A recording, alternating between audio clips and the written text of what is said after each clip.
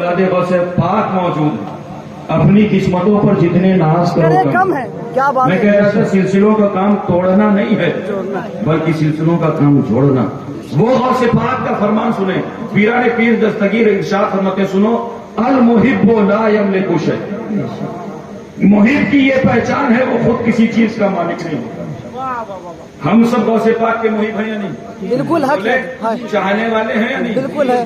صرف دسترخوان پر مانتے ہو لنگر پر. اب غوث پاک کا فرمان سنا رہا ہوں. غوث پاک پیران پیر دستگیر ارشاد فرماتے سنو المحب لا یملک شیء یسلم کل الی محبوبہ. محب کی یہ پہچان ہے وہ خود کسی چیز کا مالک نہیں ہوتا بلکہ اپنی ہر چیز اپنے محبوب کے سپرد کر دیتا. سبحان اللہ. کیا بات ہے. یہ کس غوث پاک کا فرمان؟ یہ اس غوث پاک کا فرمان ہے کہ جو 12 سال کی ڈوبی ہوئی کشتی کو پل بھر میں باہر. یہ اس غوث پاک کا فرمان ہے جو ملک کی ہڈیوں پر ہاتھ پھیرے اور مردہ زندہ ہو جائے. یہ اس غوث پاک کا فرمان ہے کہ جو مردے کو ٹھوکر مارے اور مردہ زندہ ہو جائے. یہ اس غوث پاک کا فرمان ہے کہ جس کی بارگاہ میں چور آئے اور ولی بن کر گئے. کیا فرماتے ہیں کہ محب کی یہ پہچان ہے وہ خود کسی چیز کا مالک نہیں ہوتا بلکہ اپنی ہر چیز اپنے محبوب کے سپرد کر دیتا. اس بات کا مطلب سمجھے. ہم سب کس کے چاہنے اور ماننے والے؟ غوث اعظم. اللہ کے رسول کے دیوانے نا. جی. نعرے لگاتے ہو یا نہیں؟ ابھی میلاد النبی کی محفلیں گزری. جی. غلامی رسول میں موت بھی قبول ہے کہ نعرے ہم نے لگائے. اللہ ہماری محبتوں کو سچا کرے.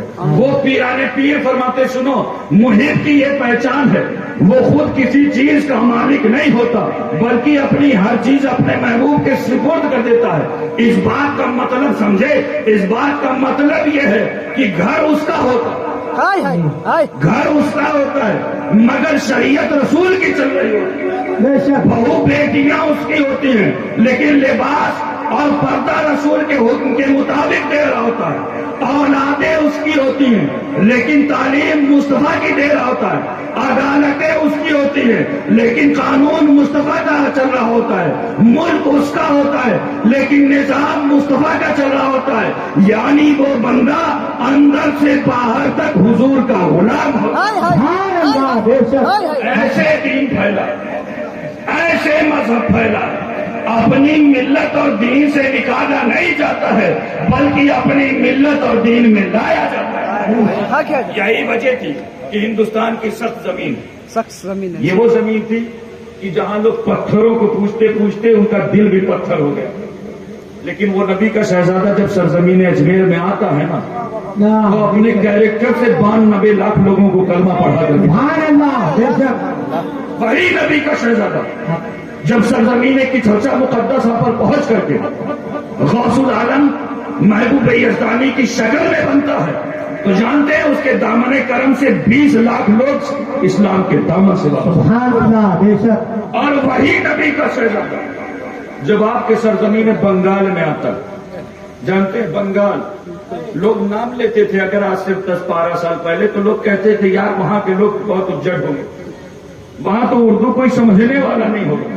لیکن خدا کی قسم موجود ہیں حضور تاج الاولیاء. انہوں نے اپنی زندگی نا صرف گلشن مخدوم اشرف کو سینچنے میں صرف کیا بات ہے. سمجھ رہے ہیں یہ چاہتے دنیا کے کسی گوشے میں بھی مخدوم اشرف مشن کا قیام کر سکتے.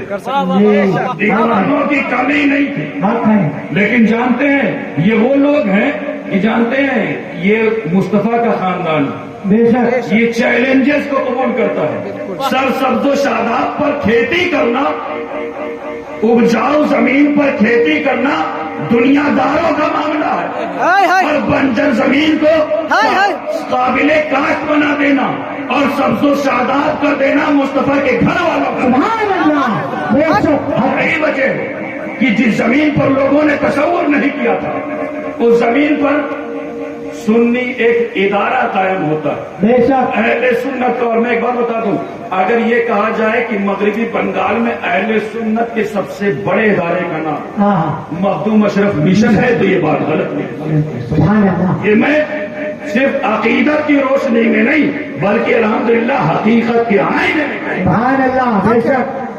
اور جانتے ہیں انہوں نے یہ آئے نا चाहते तो आकर के बहुत कुछ बना सकते, बना सकते हैं। अपनी हाँ, क्या- बाड़ी बना सकते थे, बेशक लेकिन नबी के शहजादे ने अपनी बाड़ी का सवाल नहीं किया। अगर आपके सामने सवाल किया है तो वो रसूल की बाड़ी का सवाल। सुभान अल्लाह, क्या बात है। हाँ, ये मस्जिद खुदा का घर है तो ये मदरसे रसूलुल्लाह का घर है। हक है बेशक। रसूलुल्लाह के घर की तामीर के लिए आपसे आवाज की, लिहाजा जरूरत इस बात की है बिल्कुल कि हजरत, अपने मोहसिन के एहसान को याद रखें। या शाम को याद करें। उलमा फरमाते हैं वो कौम दुनिया में जीने का हक नहीं रखती जो अपने असलाफ के कारनामों को फरामोश करे, जो अपने मोहसिन के एहसान को भूल जाए। और मैं कहा करता हूँ इसीलिए कि जरा संभल कर फकीरों पे तबसरा कर। बिल्कुल हक लोगों है। ने कहा था यार बंगाल तो उर्दू नहीं समझता, यहाँ अरबी का इदारा कैसे चलेगा? बंगाल को सभी जहाँ के लोग उर्दू नहीं समझते, यहाँ अरबी का इतना बड़ा इदारा कैसा चलेगा? मैंने कहा था जानते हो ये अल्लाह वाले हैं, हक है, हक है। इनके जुमलों पर शक मत करना। मैं कहा करता हूँ सुनो, जरा संभल कर फकीरों पे हाय हाय हाय हाय हाय। जरा संभल कर फकीरों पे तबसरा करना। अरे ये ऐसे लोग हैं जो पानी भी सूखे हाय हाय हाय। वाह वाह वाह वाह। क्या बात है हजरत, क्या बात है ऐसे लोग हजरत। हैं हाय हाय हाय। वाह जो पानी भी सूखी नदी से लेते, खुदा की कसम, कसम। जहाँ से लोगों ने तसव्वुर नहीं किया था ना, वहाँ अहले सुन्नत का वो अजीम इदारा कायम था। बेशक जो सरजमीन मगरबी बंगाल तक सिर्फ महदूद नहीं हो गया। अल्हम्दुलिल्लाह सरजमीन अशरफिया पर जिसकी इल्म की धाक है वो इदारा मखदूम अशरफ। सुभान अल्लाह, हक है। दोस्तों ये सिर्फ बताने के लिए आपको बता रहे कि कौन सा कीमती तोहफा आपको मिला। क्या बात है हजरत। लोग कमेंट्स करते हैं ना पीर साहब ने दिया क्या, मैं बता दूं पीर साहब ने तो आपकी दुनिया और आखिरत संवारने का सामान। सुभान हाय अल्लाह, हाय हाय। मखदूम अशरफ मिशन ये है कि अगर जानते हैं वो तोहफा है कि जिसके सदके में आपकी दुनिया और आखिरत दोनों संवर जाएगी। बेशक बेचोगे बेटे को नेक हो जाएगा, जी जी है ना, बिल्कुल हक तो है। दुनिया संवार देगा। और खुदा की कसम जानते हो औलादें आज लोग खड़े होते हैं ना नमाज जनाजा में तो एक दूसरे का गिरफ्तार बगले जाते कि नमाज कैसे पढ़े, बिल्कुल। अपने बच्चे को इदारे पर भेजे, भेजे।